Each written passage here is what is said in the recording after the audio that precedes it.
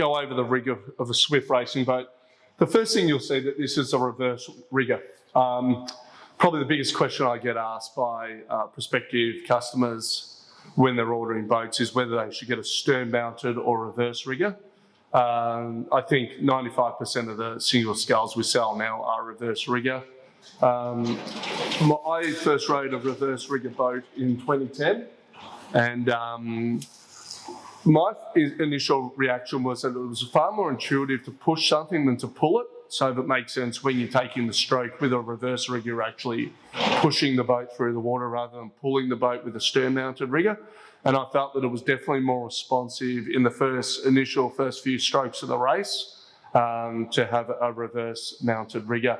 What's cool about the riggers these days is they're a lot stiffer than what they were when they first sort of came out around that 2009, 2010 period. They used to bounce. There used to be a lot of vertical movement up and down because the arms just weren't stiff enough. And with some manufacturers, that is still the case today because they simply make the arms too long and they don't shape them either in a way creates stiffness in the system. Another thing that's really important when you're looking at boats is the thickness and the stiffness of the flange where the rigger mounts to the boat. What's interesting is that with some manufacturers, this area here is very thin and it flexes quite a lot, and you can simply get your thumb with some different boat manufacturers and you can quite easily flex this area. And so if you're using a reverse mounted rigger and this area is flexing as well, where the rigger attaches to the boat and the rigger is flexing, you're going to end up with a lot of vertical movement in the rigger. And the problem with that is when you start the stroke with the reverse mounted rigger, everything flexes upwards, so that what ends up happening then is you actually end up reducing the amount of pitch on the face of the blade. You end up going deep. And obviously any flex in the system of a rowing boat is not good, and that's why they're made of carbon fibre, because they want to reduce the flex as much as possible. So in terms of what's the correct rigger to get, obviously I would encourage people to get a reverse mounted rigger because you don't have any limitations on the setup of your feet height and foot stretcher position. I think that it's nicer rowing without the rigger in front of you. You've got an uninhibited view out in front of you. It certainly does take some getting used to if you've never done it. And I also think that it is actually faster, and that's probably reflected in the fact that nearly all the elite rowers today are rowing with a reverse rigger. Whether that's a trend or whether there is proof in it, I think that there's plenty of data coming out.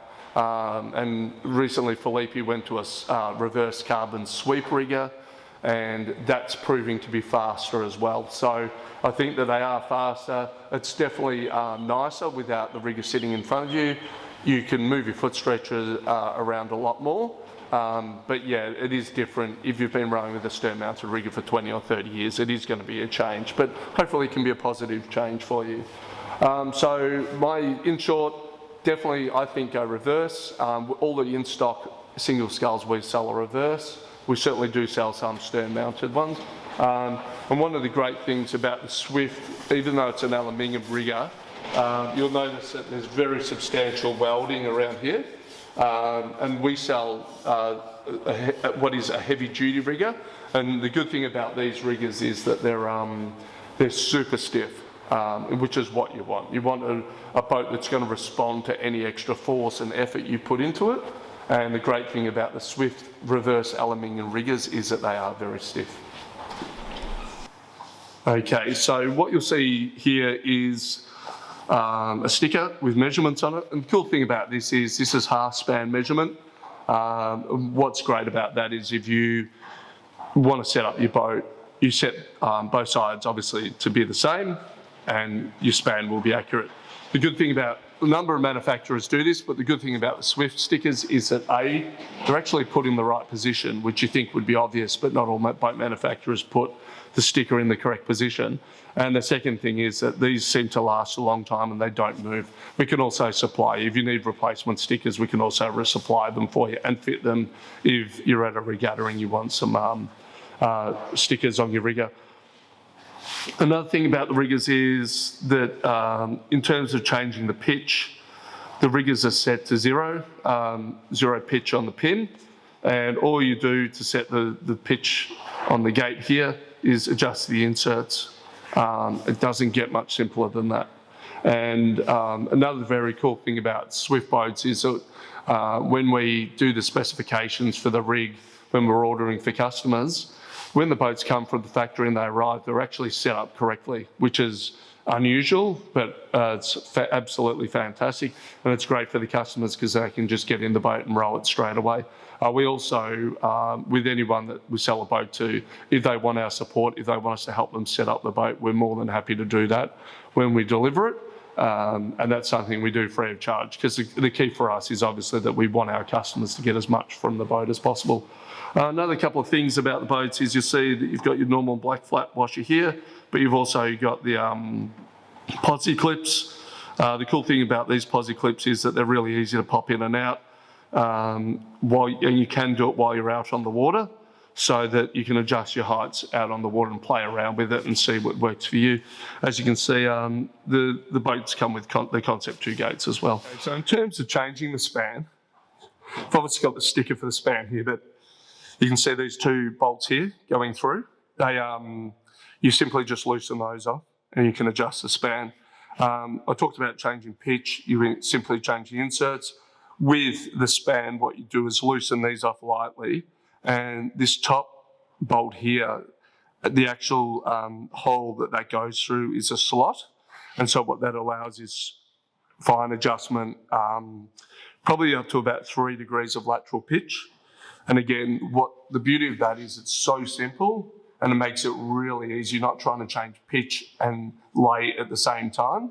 So the cool thing about this is that you can just loosen these two, loosen the top one a little bit more than the bottom one, and you can move the pin around to get your lay to what you want, and you're not adjusting pitch at the same time, which means that it makes it a lot easier for setting your lay and getting it right the first time.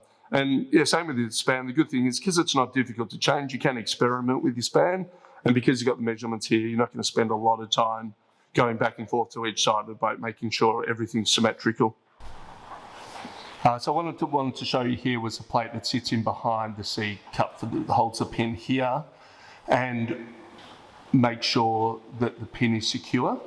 And again, the beauty of everything that they do at Swift is that it's simple. It's very well designed.